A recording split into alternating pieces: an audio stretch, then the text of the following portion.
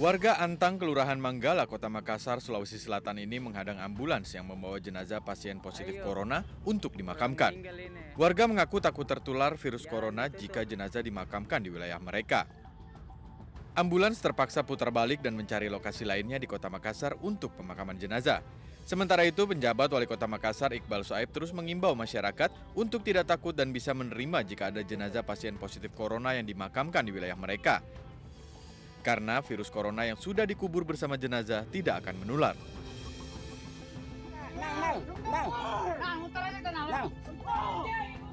Di Medan, Sumatera Utara, sejumlah warga sekitar pemakaman Mandailing di Jalan Brigjen Katamso menolak pemakaman seorang pejabat Pemko Medan yang diduga meninggal dunia akibat virus corona. Meski sempat ditolak warga, jenazah akhirnya bisa dimakamkan setelah petugas bernegosiasi dengan warga di sekitar pemakaman. Meski di sejumlah lokasi warga menolak pemakaman jenazah pasien positif corona, di Kolaka, Sulawesi Tenggara, jenazah pasien dalam pengawasan virus corona di rumah sakit daerah Kolaka justru dibawa pulang keluarga untuk dimakamkan. Kejadian ini pun viral di media sosial. Di rumah duka, sejumlah sanak saudara dan kerabat menurunkan jenazah yang dibawanya dari rumah sakit dan terbungkus plastik dengan menggunakan mobil pribadi. Tentu saja hal ini bukan contoh yang baik untuk masyarakat. Tim Liputan iNews melaporkan.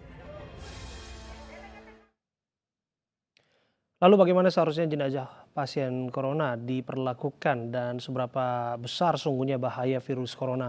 Kita akan bahas bersama dengan Sekretaris Komisi Fatwa Majelis Ulama Indonesia, Asrorun Niam Soleh, dan juga ahli virus Dr. M. Indro Cahyono. Sambil menunggu Dr. Indro bergabung bersama kami, kita akan terlebih dahulu menyapa Pak Asrorun. Assalamualaikum, apa kabar Anda? Alhamdulillah sehat, Mas Abraham, mana kabar? Ya, saya juga sehat. Alhamdulillah. Pak Asrorun, langsung saja Pak. Bagaimana Anda menyikapi dan melihat maraknya di berbagai daerah penolakan pemakaman jenazah COVID-19 dari perspektif MUI? Terima kasih Mas Abraham ya.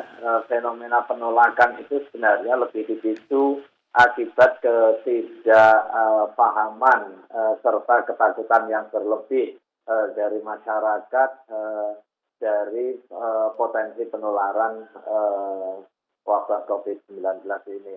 Karenanya penting bagi kita, bagi tokoh agama, kemudian bagi pemerintah untuk mengintensifkan edukasi dan juga sosialisasi terkait dengan penanganan jenazah bagi yang terinfeksi COVID-19.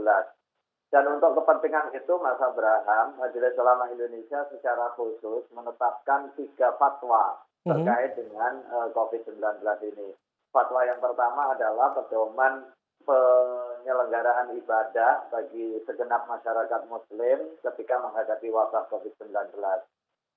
Itu fatwa nomor 14. Kemudian fatwa nomor 17 terkait dengan panduan pelaksanaan sholat bagi tenaga medis yang sedang menangani pasien COVID-19 dengan memakai APD lengkap. Kemudian yang terakhir fatwa nomor 18 tentang pedoman tajhizul janaiz atau pengurusan jenazah bagi yang terinfeksi COVID-19. Ada beberapa hal yang perlu diperhatikan dan juga disampaikan kepada masyarakat bahwa setiap orang Muslim yang wafat karena infeksi COVID-19 atau wabah yang lain itu secara syar'i dikualifikasi sebagai syahid akhirat. Artinya apa? Mereka memiliki keutamaan, yaitu dosa diampuni dan juga dimasukkan surga, tentu dengan kekuasaan Allah Subhanahu wa Ta'ala. Nah, untuk itu maka masyarakat Muslim harus memahami, dan secara lebih khusus adalah keluarga korban jangan sampai kemudian larut di dalam kesedihan setelah ditinggal wafat. Kemudian kesedihan kedua, jenazah tidak bisa dirawat sebagaimana jenazah orang yang normal. Halo? Ya, kami menyimak, Pak Asrorun. Karena itulah kemudian Majelis Ulama Indonesia memberikan pedoman keagamaan di dalam penanganan jenazah ini untuk dijadikan panduan di dalam pengurusan dan juga pemakamannya. Nah, ketika ketika tadi disebutkan di awal, bahkan di dalam diktum pertama fatwa ini, ditegaskan status jenazah yang wafat karena terinfeksi virus COVID-19 itu sebagai syahid akhirat. Cuma bedanya dengan syahid di peperangan, syahid akhirat adalah hak-hak duniawinya tetap harus dipenuhi. Ya. Hak duniawi yang terkait dengan apa? Terkait dengan memandikannya, terkait dengan mengafaninya, terkait dengan mensolati dan juga menguburkan. Hak itu harus ditunaikan oleh orang yang hidup dengan memastikan kondisi keselamatan. Nah, jika ada penolakan oleh masyarakat, artinya kita telah tidak melaksanakan kewajiban kita sebagai Muslim terhadap jenazah yang wafat. Oke. Bagi jenazah nggak ada masalah, karena itu bagian dari hukukul janaiz, jenazah tidak terkena pembebanan hukum. Tetapi yang masalah adalah kita yang hidup. Makanya penting untuk memahami aspek keagamaan secara utuh, tetapi pada saat yang sama juga mempertimbangkan protokol kesehatan untuk kepentingan keselamatan kita. Oke, sejauh mana kemudian fatwa ini bisa ditembuskan langsung kepada MUI daerah dan langsung disosialisasikan kepada masyarakat yang ada di daerah-daerah agar peristiwa seperti ini tidak akan terulang kembali? Ya, artinya fenomena di tengah masyarakat ini bukan problem keagamaan. Karena Majelis Ulama Indonesia secara khusus menyampaikan panduan keagamaan sebagai salah satu solusi di dalam menghadapi kasus COVID-19 ini. Problemnya adalah pada tingkat percepatan sosialisasi dan juga edukasi, dan itu ada di kita semuanya. Nah, setelah fatwa ini diterbitkan di hari Jumat tanggal pekan yang lalu, pada hari Selasa kemarin, Majelis Ulama Indonesia secara khusus menggelar rapat koordinasi nasional dengan mengundang seluruh pimpinan MUI provinsi se-Indonesia. Salah satu agendanya adalah mensosialisasikan 3 fatwa terkait dengan COVID-19. Dan kemudian ini dilanjutkan hingga di tingkat bawah. Nah, sebenarnya untuk menyelesaikan masalah kasus-kasus di daerah terkait dengan penolakan, kita harus runtut dari akar masalahnya. Nah, akar masalahnya itu yang pertama adalah adanya ketakutan masyarakat. Dan saya kira kalau orang tidak diberikan pemahaman secara utuh, ketakutan itu wajar, kemudian dia menjadi protektif. Nah, untuk itu perlu ada penjelasan dampak yang ditimbulkan, kemudian risiko-risiko, dan pentingnya memiliki pemahaman bahwa setelah wafat dan dengan ditangani sesuai dengan protokol medis dan tetap mengikuti koridor keagamaan, itu sudah tidak menularkan. Termasuk kemungkinan untuk kita mensolati asal sudah diproses mulai dari pemandian dan juga pengafanan sesuai dengan standar kesehatan, itu juga tidak menyebabkan penularan. Itulah yang dijelaskan oleh tenaga kesehatan. Demikian juga pada saat pemakaman jenazah yang sudah diproses sesuai dengan standar kesehatan, dia tidak akan menularkan. Jangan sampai kemudian ketidaktahuan kita, kemudian ketakutan kita menyebabkan kerugian bagi keluarga korban yang sudah berduka, ditambah lagi berduka akibat kesalahan kita dalam menyikapi, plus juga kerugian kolektif kita sebagai umat Islam tidak menunaikan hak jenazah untuk dikuburkan. Oke, dari sini kita menyepakati bahwa persoalan minimnya literasi itu menjadi persoalan serius yang masih terjadi di tengah masyarakat. Kalau kita pikirkan salah satu instrumen yang paling tepat adalah khutbah-khutbah misalnya di masjid. Namun kan ini juga sudah tidak dianjurkan saat ini, yang mana ibadah berjamaah di tengah mengantisipasi atau memutus mata rantai penyebaran COVID-19. Bagaimana kemudian masyarakat ini bisa dipenuhi dengan satu wawasan keberagaman yang baik, kemudian wawasan kesehatan yang baik juga, Pak Asrorun? Ya, terima kasih. Di satu sisi kita punya sarana komunikasi yang sangat efektif, yaitu media sosial. Ada proses percepatan penyampaian informasi melalui media alternatif seperti media sosial ini. Tetapi pada saat yang sama kita perlu juga mengedukasi masyarakat agar tidak mudah menyebarkan kabar yang belum jelas akurasinya. Kemudian jangan sampai kita juga termakan oleh hoax, informasi yang tidak benar, yang kemudian menyesatkan dan juga menyebabkan perilaku kita yang salah akibat informasi yang salah. Nah, kanal-kanal alternatif informasi itu perlu ditempuh, termasuk juga melalui media televisi seperti sekarang ini. Media massa, baik cetak maupun elektronik, secara bersama-sama punya tanggung jawab untuk menyampaikan informasi yang benar, serta tidak menyebabkan ketakutan di tengah masyarakat dengan disertai informasi yang proporsional, informasi yang tetap menjaga keamanan, tetapi pada saat yang lain tidak menzalimi hak-hak jenazah, hak-hak pasien, dan juga hak keluarga. Saya kira ini menjadi komitmen kita bersama, seluruh lini bergerak, termasuk juga pemerintah, Kementerian Agama yang harusnya menjadi leading sector di dalam masalah hak keagamaan ini. Oke, bersama kita juga sudah tersambung Pak Indro Cahyono, seorang virolog yang mengerti seluk-beluk persoalan virus seperti ini. Kalau kita sudah dapatkan perspektif agama tadi, ini juga sangat penting bagaimana kemudian kita memahami secara utuh soal perspektif virus corona ini yang dikhawatirkan masyarakat secara berlebihan, yang mana jenazah yang dimakamkan pun harus dihalang-halangi. Bagaimana komentar Anda, Pak Indro?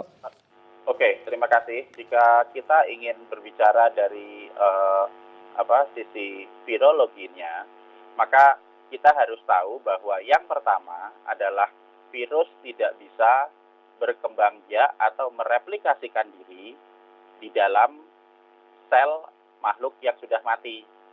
Jadi virus hanya bisa memperbanyak diri itu di dalam sel makhluk hidup. Itu sebabnya virus bisa menulari ke manusia. Masuknya 1, nanti dia bisa masuk ke dalam memperbanyak diri jadi 10, 100, dan 1.000.000. Tapi jika manusia sudah meninggal, maka virus tidak bisa memperbanyak diri. Sehingga jumlah virus yang ada di dalam tubuh itu akan tetap. Nah, karena kita sudah tahu jumlah virus yang ada di dalam tubuh itu akan tetap, maka cara untuk menghilangkan virusnya adalah dengan cara melakukan pembersihan jenazah secara benar. Nah, sudah ada protokol untuk pembersihan jenazah, baik dari Kementerian Kesehatan ataupun rekomendasi dari, kalau nggak salah itu yang dari kedokteran forensik. Betul. Itu sudah ada mengenai bagaimana caranya penanganan jenazah untuk pasien korban COVID-19. Di mana nanti akan dilakukan di rumah jenazah, di rumah sakit oleh petugas kesehatan yang profesional, yang memakai seragam pelindung. Betul. Dan nanti sesudah bersih semuanya, kemudian nanti baru dibungkus, dikafankan, atau dimasukkan ke peti. Nah, kemudian mayat yang sudah, jenazah yang sudah bersih ini, yang sudah dibungkus dengan kain kafan dan sudah bersih, sudah kering, atau dimasukkan ke peti, kemudian biasanya didesinfeksi kalau untuk petinya, kemudian dibawa dari rumah jenazah segera ke tempat pemakaman. Jika nanti akan dilakukan penyolatan, mungkin akan lebih baik jika dilakukan sholat jenazahnya itu ya di lokasi masing-masing, karena tidak dalam kondisi darurat kan tidak harus ada jenazahnya toh. Yeah. Nah, jenazah yang dari rumah jenazah harus secepatnya dibawa ke pemakaman untuk kemudian dimakamkan seperti biasa. Jadi saya mengacu kepada acuan WHO bahwa di WHO itu dia tidak ada satupun pernyataan yang mempersyaratkan bahwa jenazah tidak boleh dikuburkan 50 meter dari sumber air atau 500 meter dari pemukiman penduduk. WHO tidak pernah memberikan pernyataan seperti itu. Bahkan untuk protokol yang diberikan, yang dilakukan untuk jenazah-jenazah dari wabah penyakit virus Ebola. Yang kita tahu virus Ebola juga death rate-nya atau fatality rate-nya jauh lebih tinggi dibandingkan COVID-19. Mohon maaf saya potong Pak Indro.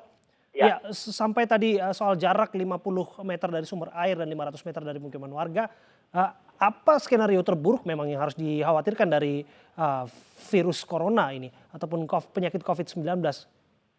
Jika dimakamkan secara biasa gitu. Iya, karena kan ada jarak 50 meter dari sumber air, kemudian 500 meter dari permukiman warga.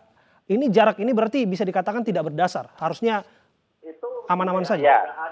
Setiap statement yang diberikan itu selalu ada dasarnya. Dan WHO tidak pernah memberikan dua angka itu, 50 meter dan 500 meter. Bahkan untuk virus yang lebih parah.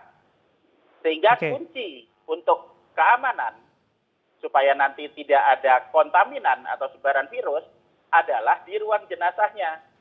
Selama di ruang jenazah sudah dilakukan pembersihan secara profesional dan saya yakin pasti sudah dilakukan seperti itu karena kita semua sudah ada protokolnya, maka semua jenazah yang dikeluarkan dari ruang jenazah kemudian dibawa ke pemakaman itu bisa dimakamkan secara normal. Bahkan WHO malah menyebutkan untuk korban dengan korban jenazah wabah penyakit Ebola itu pengemudi ambulannya dan juga petugas pemakamannya tidak diperlukan untuk memakai alat pelindung. Oke, jadi kalau Anda melihat singkat cerita kekhawatiran ataupun ketakutan dari warga yang melakukan penolakan ini adalah hal yang memang didasari memang tidak mengerti secara utuh mengenai virus ini. Nah, kemarin saya sudah mencoba melakukan seminar bersama-sama dengan Pemda Depok mengenai masalah polemik ini. Dan kemudian kita mencoba men-trace balik sebenarnya dari mana asal angka 50 meter dari sumber air dan 500 meter dari pemukiman penduduk.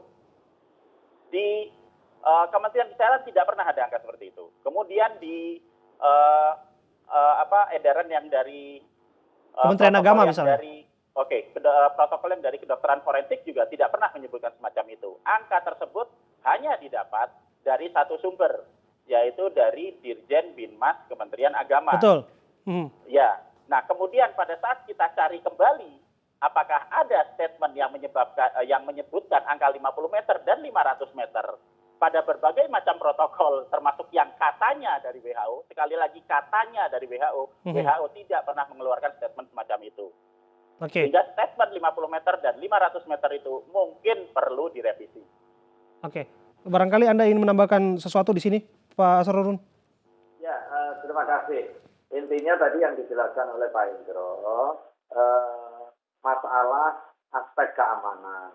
Nah, rujukannya ke siapa? Rujukannya adalah protokol kesehatan. Ahli yang mengerti soal resiko jika kemungkinan terpapar. Nah, untuk meminimalisir paparan maka ada langkah-langkah. Jika langkah-langkah itu sudah dilakukan untuk kepentingan keselamatan, maka perlu juga diberikan pemahaman kepada masyarakat umum sudah tidak ada lagi potensi penularan. Karenanya perlu dilakukan aktivitas yang sesuai dengan koridor. Saya kira kuncinya di situ ya. Nah, untuk itulah saya kira penting mengedukasi masyarakat serta juga sinkronisasi ketentuan yang potensial disalahpahami oleh publik. Termasuk tadi menyebutkan jarak 50 dan juga 500 meter tadi. Saya kira penting untuk saat ini memberikan kepastian di dalam aturan sehingga tidak simpang siur. Kemudian tidak menyebabkan polemik di tengah masyarakat. Nah, fatwa MUI didesain di dalam kerangka jaminan kesesuaian syariah di satu sisi, kemudian jaminan keselamatan di sisi yang lain, mulai awal dari proses pemandian hingga penguburan. Nah, memandikan kalau diizinkan Pak Abraham, sekilas saya sampaikan, mungkin ini juga sebagai panduan bagi masyarakat dan juga tenaga medis. Yang pertama setelah wafat, itu ada proses pemandian. Memandikan dalam kondisi ini tidak perlu harus membuka pakaiannya. Betul. Nah, kalau toh membuka dibolehkan, tetapi kalau toh tidak dibuka itu bukan sesuatu yang salah. Kemudian petugas wajib berjenis kelamin yang sama. Ini kepentingannya adalah jika ada aurat yang kemudian bisa terlihat. Tetapi kalau seandainya tidak ada petugas yang berjenis kelamin yang sama, maka dimungkinkan proses memandikan tetapi dengan memakai pakaian. Kalau toh tidak dimungkinkan memandikan karena aspek teknis atau aspek keselamatan, maka dimungkinkan tetap masih ada jalan keluar, yaitu dengan cara tayamum. Nah, jika tidak dimungkinkan dua hal ini, dimandikan nggak mungkin, kemudian ditayamumkan nggak mungkin, maka atas dasar darurat syariah, dia dimungkinkan langsung dimasukkan di dalam kain kafan yang kemudian diberikan pengamanan melalui plastik yang rapat itu. Baik, saya terakhir ke Pak Indro. Pak Indro, dengan disiplin keilmuan Anda yang mempelajari virus begitu lama, artinya bahwa berapa lama sesungguhnya virus ini masih bisa bertahan di tubuh jenazah dan apakah kemungkinan ini bisa juga mencemari air dan sebagainya? Ini fakta yang mana hoax, bisa dijelaskan? Ini, jadi sama seperti tadi pada saat kita berbicara di awal, pada saat makhluk hidup sudah meninggal kemudian menjadi jenazah, virus tidak bisa memperbanyak diri. Sehingga jumlah di dalam tubuh sangat-sangat minimal. Dan virus ini akan dikeluarkan atau disettingkan ke lingkungan itu lewat isi dari saluran pencernaan dan juga untuk dari saluran pernafasan. Dan pada saat dilakukan proses pembersihan dan pemandian jenazah yang benar sesuai syariat Islam, yang digabungkan dengan teknik dekontaminasi, teori dekontaminasi untuk virus, di mana nanti kita bisa menggunakan sabun atau desinfektan, sehingga virus yang ada di dalam isi perut ataupun di saluran pernafasan bisa dikeluarkan, kemudian langsung desinfeksi. Jadi yang di dalam tubuh sudah dibersihkan, nah kemudian yang di luar tubuh bisa dibersihkan juga di desinfeksi. Jika itu dilaksanakan dengan baik, maka jumlah virus akan sangat-sangat berkurang dan tidak akan mencemari lingkungan. Dan tidak akan ada risiko penularan. Baik, terima kasih untuk waktu Anda, Pak Indro Cahyono, virolog, dan juga Pak Asroruniam, Sekretaris Komisi Fatwa MUI, sudah berbincang bersama kami.